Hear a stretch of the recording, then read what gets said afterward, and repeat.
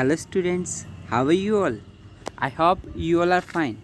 We are taking revision of poem 4th and LG on the death of a mad dog. Before I start this poem, as you know that as usual you have to answer the word meaning being asked in the poem. Okay, now let's start the poem. First let's know about the LG. What is an LG? LG क्या होती है इसके बारे में हल्का सा जान लेते हैं. देखो, जैसे हमने पिछली पोएम लोटस पढ़ी थी तो वो सोनेट थी. सोनेट कहा जाता है 14 लाइंस पोएम को, और एलजी कहा जाता है वो पोएम जो किसी की डेथ पे लिखी जाए. जब किसी की डेथ हो जाए तो उसकी गुणगान के लिए जो पोएम लिखी जाती है उसे हम एलजी कहते हैं. ओके, तो ये जो एलजी है ये लिखी गई है किसके ऊपर? डेथ के ऊपर. और किसकी डेथ के ऊपर? Of a mad dog. एक मैड डॉग की डेथ के ऊपर ये लिखी गई है. एक पागल कुत्ते के मर जाने के ऊपर ये एलजी लिखी गई है. Now let's start. Your attention must be on the screen. I am taking first stanza. Good people all of every sort, give ear unto my song, and if you find it wondrous short, it can't hold you long. Good people all of every sort. Good people का मतलब अच्छे लोग. Of every sort का मतलब सभी प्रकार के, मतलब सभी प्रकार के अच्छे लोग. Give ear unto my song. This mean listen to my song. Pay attention to my song.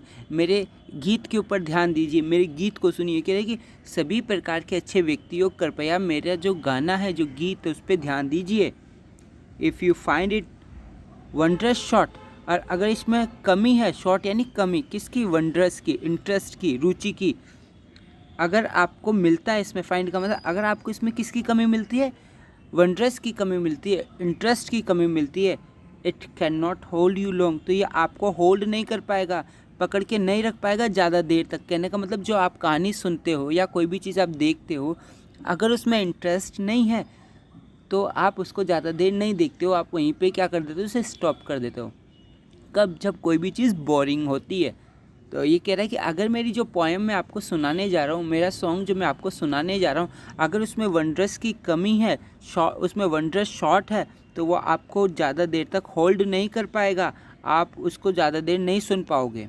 This is the first stanza. Okay, we are taking the second one. Sorry, yes, done. In Islington there was a man of whom the world might say that still a godly race he ran whenever he went to pray. Try to understand this stanza. Islington, this is a name of a town. ये नाम है town का. जैसे जयपुर एक नाम है, वैसे Islington भी क्या है? एक नाम है. किसका नाम है? एक टाउन का, एक कस्बे का. तो कहाँ पर? इस्लिंगटन में. In Islington there was a man, एक आदमी था. इस्लिंगटन में कौन था? एक आदमी था. Of home the world might say. Of home का मतलब जिसके बारे में ये जो संसार था, वर्ल्ड था, ये कहा करता था. That still a godly race he ran, कि अभी भी, स्टिल का मतलब अभी भी, गॉडली रेस का मतलब ईश्वर जैसा व्यक्तित्व अभी भी है, मतलब कि वो ईश्वर की बात मानता है. गॉडली रेस अभी भी है. गॉडली रेस, रेस का मतलब प्रजाति, जो भगवान की प्रजाति होगी उसको गॉडली रेस कहेंगे. इसका मतलब है कि भगवान जैसा प्राणी अभी भी है, उसके अंदर अभी भी भगवान निवास करते हैं. Whenever he went to pray, जब कभी भी वो प्रे करने के लिए जाता, तो जो भी कोई उसे देखता है कि देखिए कितना सज्जन व्यक्ति, कितना अच्छा व्यक्ति है, अभी भी भगवान है, अभी भी भगवान निहित है, कि उसमें देखो अभी भगवान दिखाई देते, भगवान निहित है उसके अंदर, कितना अच्छा व्यक्ति, कितना सज्जन व्यक्ति, उसके बारे में सभी ये बोलते थे. Now let's take the third one. A kind and gentle heart he had to comfort friends and foes. The naked every day he clad when he put on his clothes. I repeat again. A kind and gentle heart he had to comfort friends and foes. The naked every day he clad when he put on his clothes. A kind, gentle, heart दिल, कैसा दिल? gentle. Kind का मतलब दयालु, gentle का मतलब सज्जन जैसा, ठीक है ना. उद्धार, जिसको हम बोलते हैं ना उद्धार, एक तो उधार होता है, उधार लेना, वो उधार लेना नहीं, स्वभाव से जो उधार वाला होता है, ठीक है, उसको बोलें। तो उद्धार जो हम बोलते हैं, एक तो उद्धार हो गया, वो अलग है। जेंटल का मतलब सज्जन व्यक्ति, ओके। तो उसका हर्ट जो है वो काइंड है, जेंटल हर्ट ही है, उसके अंदर एक दयावान, सबकी हेल्प करने वाला हर्ट उसके अंदर है। टू कंफर्ट, कंफर्ट का मतलब ऐसे आराम पहुंचाना होता है, लेकिन यहाँ पे हेल्प है। यहाँ पे क्या मीनिंग है इसका? हेल्प। टू कंफर्ट, जो कि हेल्प करता है, चाहे फ्रेंड हो चाहे फोज हो, मतलब वो सभी की मदद करता है। उससे कोई फ़र्क नहीं पड़ता कि किस प्रकार का व्यक्ति उसके सामने खड़ा है, उसका दुश्मन उसके सामने है या फिर उसका दोस्त, वो सभी की मदद करता है, वो सभी को कंफर्ट देता है। The naked, every day he clad, clad का मतलब कपड़े पहनाना। अब वो क्या कह रहा है कि नेक्ड का मतलब जिनके पास में वस्त्र नहीं है, जिनके पास कपड़े नहीं है, जो काफ़ी गरीब है, उनको वो एवरीडे क्या करता है? कपड़े पहनाता है, कपड़े देता है। मतलब वो गरीबों का भी ध्यान रखता है, वो काफ़ी सेवा करता है, वो पुण्य करता है। When he put on his clothes, जब वो पुट ऑन करता है, पुट ऑन का मतलब होता है वियर करना, पुट ऑन मीन्स वियर। जब वो खुद पुट ऑन करता है, जब वो खुद कपड़े पहनता है, तो वो गरीबों को भी कपड़े पहनाता है, जिनके पास कपड़े नहीं है उनको कपड़े पहनाता है। कौन? ये व्यक्ति, इतना अच्छा व्यक्ति है ये। And in that town a dog was found, as many dogs there be, both mongrel, puppy, whelp and hound, and the curse of low degree. And in that town, उसी टाउन में, a dog was found, एक dog भी मिलता था, एक dog भी था, मतलब एक वो आदमी तो था, उसके बारे में बता दिया। अब डॉग के बारे में आ रही है कि उसी टाउन में एक डॉग पाया जाता था, as many dogs there be, और जैसा कि वहाँ पे कई सारे डॉग्स थे, मतलब वो अकेला ही डॉग नहीं था, कई सारे और डॉग थे, उनमें से एक डॉग पाया जाता था वहाँ पे। किस किस प्रकार के वहाँ पे डॉग्स पाए जाते थे? मोंगरेल, मोंगरेल कहा जाता है, दो प्रजातियों का जो मिश्रण होता है, उस वाले डॉग को मंगरेल कहा जाता है। पप्पी आप जानते हो, जो छोटा सा बच्चा होता है, जिसको हम हिंदी में पिल्ला बोलते हैं, वो। वेल्फ भी वही होता है, ठीक है ना। वेल्फ जो होता है वो किसका बेबी होता है? मंगरेल का बेबी होता है। हॉर्न, हाउंड का होता है शिकारी कुत्ता। And curs of low degrees, ये जो डॉग्स कर्स ये कैसे होते हैं? खूंखार होते हैं, लेकिन जो गली में घूमने वाले निम्न प्रकार के जो डॉग्स होते हैं उनको कहा गया। तो ये जो आपकी लाइन है, इसमें डॉग्स के प्रकार बताए, किस किस के प्रकार आपको याद रखने, same as it is. Mongrel, puppy, whelp, hound and curs of low degrees, ये वहाँ पे मिलते थे। उनमें से एक और डॉग था जो मिलता था, उस डॉग के बारे में इसमें बताया जा रहा है। This dog and man at first were friends, but when a pick began, the dog, to gain his private ends, went mad and bit the man. This dog, ये डॉग, वो जो एक डॉग के बारे में बात की है ना, वही डॉग और आदमी। एट फर्स्ट का मतलब शुरू में, वर फ्रेंड्स, क्या थे? अच्छे मित्र थे, दोस्त थे, दोनों में दोस्ती हो गई थी, उस अच्छे आदमी में और इस डॉग में। But when a pig began, pig का मीनिंग बताएंगे क्या है? वैन अ पिक बिगैन, जब झगड़ा शुरू हुआ, the dog to gain his private ends, ये जो डॉग है, ये जो कुत्ता है, टू गेन, प्राप्त करने के लिए, गेन का मतलब प्राप्त करने के लिए, प्राइवेट का मतलब निजी, एंड्स का मतलब स्वार्थ, अपने निजी स्वार्थ को पूरा करने के लिए ये जो डॉग है वो पागल हो गया। बिट द मैन, और आदमी को काट लिया। कहने का क्या तात्पर्य है? ये मीनिंग है कि वो जो डॉग है, जब पिक शुरू हुई, जब झगड़ा शुरू हुआ, तो डॉग है, उसको तो लड़ाई होते ही कुछ समझ में नहीं आया, और जो डॉग है उसने क्या किया? अपना स्वार्थ पूरा करने के लिए कि इसने मुझसे लड़ाई क्यों की, इसका बदला लेने के लिए उसने क्या किया? उस आदमी को काट लिया। क्यों? क्योंकि वो पागल हो गया था, मतलब पागल होकर उस आदमी को काट लिया। कब? जब झगड़ा हुआ। तो यहाँ पे जो विरोधाभास है वो ये है कि ये आदमी और उस डॉग के बीच में लड़ाई कैसे हुई? क्योंकि ये तो बहुत अच्छा व्यक्ति है, जब ये बहुत अच्छा दयालु है, काइंड है, तो लड़ाई तो होनी ही नहीं चाहिए थी। ये यहाँ पे एक व्यंग किया गया कि उस आदमी और डॉग के बीच में लड़ाई हो गई, जो कि नहीं होनी चाहिए थी अगर वो वास्तव में अच्छा आदमी है तो। Around from all the neighbouring streets the wondering neighbours ran and saw the dog had lost his wits to bite so good man. Understand it. Around from all the neighboring streets, neighboring street का मतलब आसपास की गलियों से, around का मतलब चारों तरफ की आसपास की गलियों से, चारों तरफ की आसपास की जो गलियां हैं, पड़ोस की गलियां हैं, वहाँ से द वंडरिंग, देखो एक तो वेंडर होता है, एक वंडर होता है, यहाँ पे वंडर है, वंडर का मतलब चकित, सरप्राइज नेबर्स रेम, मतलब कि जो सरप्राइज नेबर थे, जो चकित नेबर थे, वो दौड़े दौड़े आए। कब?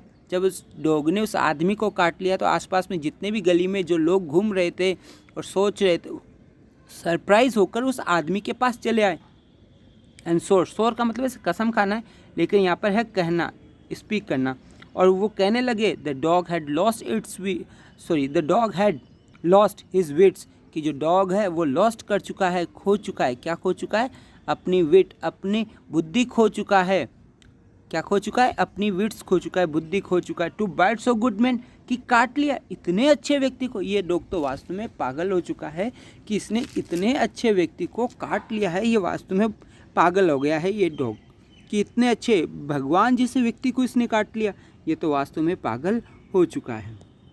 Next, the wound it seems was sore and sad to every Christian eye, and while they saw the dog was mad, they saw the man would die. The wound, wound का मतलब होता है घाव, wound means घाव. It seems का मतलब प्रतीत होना, मतलब जो घाव जो प्रतीत हो रहा था, सोर भी और सेड भी। सोर का मतलब है नासूर, नासूर जानते हो आप, जो कहने का मतलब ऐसा घाव जो ऐसा भयानक रूप ले ले कि बस आदमी उसे इन्फेक्शन होकर आदमी मर जाए, उसको सोर कहा जाता है। ठीक है, नासूर बन जाना। तो जो घाव है वो नासूर दिख रहा था, और सैड का मतलब दुखदायी प्रतीत हो रहा था, दुखदायी भी लग रहा था। भाई अब ये बहुत भयानक स्थिति ले चुका है, नासूर बन चुका है, इससे अब जहर फैलने की आशंका लग रही थी उनको।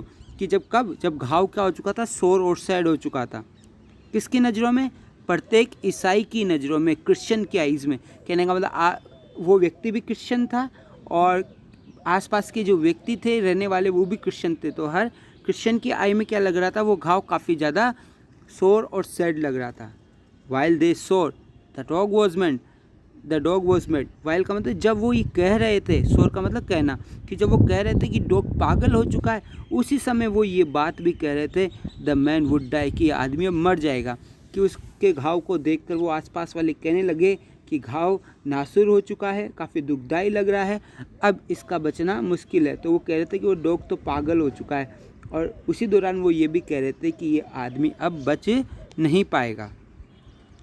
But soon a wonder came to light that showed the rogues they lied, the man recovered of the bite, the dog it was that died.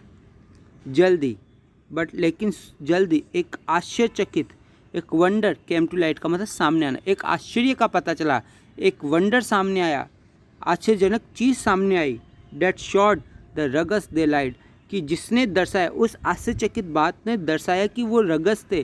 देखो रगस का मतलब होता है झूठे, बदमाश, लाइट का मतलब झूठ। वो झूठे थे जिन्होंने झूठ बोला, वो झूठे थे जो बदमाश थे, उन्होंने झूठ बोला। The man recovered of the bite, वो आदमी तो ठीक हो गया उस बाइट से, मतलब डॉग के काटे हुए से तो वो ठीक हो गया।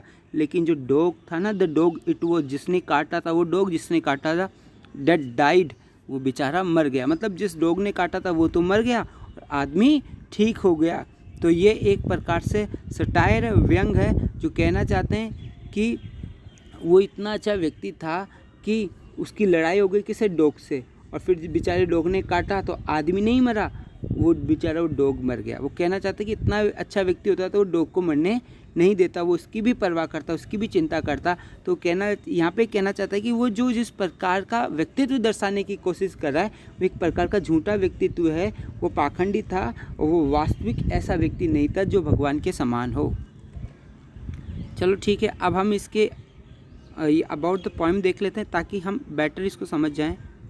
ठीक है, तो आप इसको और अच्छी तरह समझने के लिए आपका पूरा ध्यान यहीं पे होना चाहिए। मैं directly about the poem read out कर रहा हूँ, तो जान लेते हैं इसके बारे में। सबका ध्यान इस पे होना चाहिए और कंप्लीट कर लो, थोड़ी देर की बात है, उसके बाद में तो कंप्लीट होने वाला है।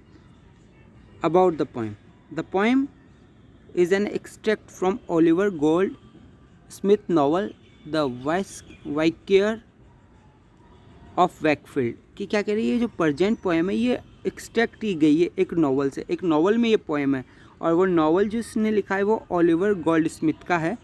ठीक है, और ओलिवर गोल्ड स्मिथ का ये जो नॉवल है जिसका नाम है the Vicar of Wakefield, the Vicar of Wakefield से ली गई है। It mounts the death of a mad dog and is called an elegy. देखो ये माउन का मतलब शोक विलाप। माउन का स्पेलिंग भी देख लीजिए क्या है, MORNING, मॉर्निंग। मॉर्निंग का मतलब क्या होती है, सुबह। इस ओ के साथ में यू भी जोड़ दूँ मैं, MOU। देखो OU क्या है और बाकी स्पेलिंग सेम रखो। तो माउनिंग का मतलब होता है शोक, विलाप करना, शोक करना किसी की, मतलब जब कोई मर जाए तो उसको क्या कहते हैं, माउनिंग, उसका शोक विलाप कर रहे हैं हम। तो ये ING नहीं लगा है, सिर्फ बिना ING वाली फॉर्म है, वर्ब है। इट माउंट्स कि ये मतलब शौक जताती है, किसकी, डेथ की, ऑफ अ मैड डॉग, कि ये शौक जता रही है किसका, डेथ की, जो कि एक मैड डॉग की है। इसी कारण से इसको क्या कहा गया है, इल्जी कहा गया है। मतलब ऐसी कोई भी पोएम जो कि डेथ के ऊपर लिखी जाए, किसी की मृत्यु के लिए लिखी जाए, उसको इल्जी कहा जाता है। और ये एक सिटारिकल वे में है, व्यंग्यात्मक तरीके से। An elegy is a poem which expresses sad feeling over the death of a friend और ऑफ एन इम्पोर्टेंट पर्सन। कि एलजी की यहाँ पे डेफिनेशन दी कि व्हाट इज़ एन एलजी। तो an elegy is a poem, एक एलजी एक पोएम होती है जो व्यक्त करती है सैड फीलिंग को, मतलब दुखदायी भावना को व्यक्त करती है ओवर अ डेथ, किसी की मृत्यु के ऊपर, या तो किसी फ्रेंड की हुई हो या किसी महत्वपूर्ण व्यक्ति की। तो उसके ऊपर जो शोक और जो दुख हम प्रतीत करते हैं पोएम लिखकर, वो एलजी कहलाती है। The poet describes friendship between a man and a dog. कि जो पॉइंट है वो वर्णन करें फ्रेंडशिप का, जो किस किस के बीच में, एक मैन और डॉग के बीच में है। At first the get along well. Get along का मतलब होता है घुल मिल जाना। शुरू में तो वो अच्छी तरह घुल मिल जाते हैं, अच्छे फ्रेंड हो जाते हैं, but after some time they begin to quarrel and become enemies. कि कुछ समय बाद में वो झगड़ना शुरू कर देते हैं और एक दूसरे के एनिमीज़ हो जाते हैं, दुश्मन हो जाते हैं। The dog goes mad and bytes the man. जो बेचारा डॉग है वो तो पागल हो जाता है और काट लेता है किसको, आदमी को।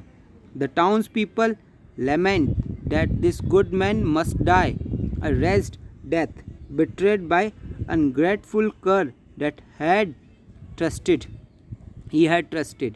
जो टाउन के पीपल थे, जो कस्बे के लोग थे, वो पछतावा कर रहे थे, लेमेंट कर रहे थे कि ये जो अच्छा आदमी है वो निश्चित रूप से डर जाएगा।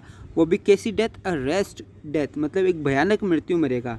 बिट्रेड बाय, जिसका विरोध किसने किया था, एक देखो अनग्रेटफुल का मतलब होता है जो कि आभार ना मान दे। अब डॉग है, वो कह रहा है कि डॉग के साथ में उसने मित्रता की और डॉग ने उसको ग्रेटफुल नहीं समझा। इसका मतलब डॉग क्या हो गया, अनग्रेटफुल, आभारी नहीं समझा अपने आप को। तो वही है, तो जो वो अनग्रेटफुल कर के द्वारा काटा गया था, जिसके ऊपर उसने विश्वास किया था, किसने, उस आदमी ने, उसी ने उसको काट लिया। It's going to be done.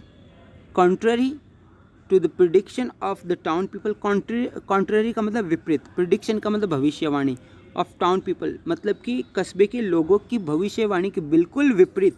The man has recovered and the dog has died. आदमी रिकवर्ड हो गया और डॉग डाई हो गया। Thus समथिंग अनयूजुअल हैपन, और इस प्रकार से कुछ मतलब अनयूजुअल हुआ था, मतलब विपरीत सा हुआ। The poem is a good example of satire on human behaviour. कि जो पोएम है वो एक अच्छा उदाहरण है व्यंग का, किसके ऊपर, मानव व्यवहार के ऊपर।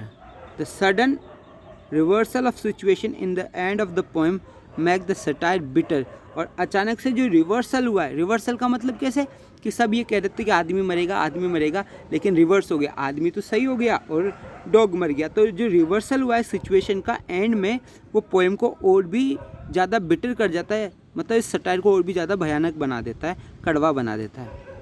The man believe to die recovers. आदमी जिसको माना जा रहा था कि वो मर जाएगा, वो तो ठीक हो जाता है। The dog curse for disease die. और वो डॉग जिसको बार बार कर्स किया जा रहा था, अभिशाप किया जा रहा था कि उसने धोखा दिया है, वो मर जाता है। The man under the mask of innocence proves fatal to innocent animal. कि आदमी जो कि मास्क पहना हुआ था, इनोसेंस का मतलब मासूमियत का जो मास्क पहना हुआ जो इंसान था ना, वो घातक साबित होता है उस बेचारे मासूम जानवर के लिए, इनोसेंट जानवर के लिए। देखो ये पोएम आपको समझ में आ गई होगी, नो डाउट। आपको क्या करना है, इसमें जो हार्ड वर्ड्स दे रखे हैं, ये सारे हार्ड वर्ड्स के मीनिंग बताने हैं मुझे आपको, और आप मुझे सेंड करोगे, ठीक है ना। ये हिंदी मीनिंग लिख के भेजोगे। वंड्रस का मतलब क्या है, स्लिंगटन क्या है, गॉडली रेस क्या है, comfort, force, clad, mongrel, puppy, whelp, horn, cur, pick, wit, sore, question I wonder the rogues. ठीक है, ये सब आप मुझे लिख कर भेजोगे, ये आपकी ड्यूटी है। ठीक है ना, तो ये पोएम समझ में आ जाए तो भी यस बोल देना। ठीक है ना, तो ये आपके लिए वर्क है और आप मुझे सेंड करेंगे। Goodbye, take care of yourself. तो हमने हमारी जो पोएम है वो कंप्लीट कर ली है।